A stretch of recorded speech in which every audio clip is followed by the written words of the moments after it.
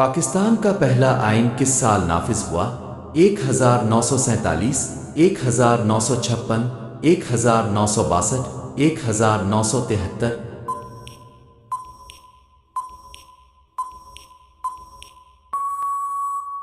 صحیح جواب 1956۔ پاکستان میں سب سے بڑا صحرا کون سا ہے؟ چولستان، تھر، کلہڑ، ٹھٹھا۔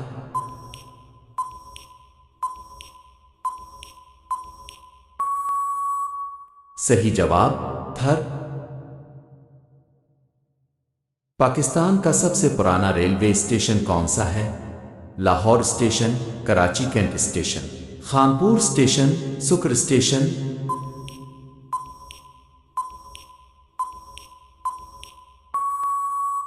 صحیح جواب خانپور اسٹیشن۔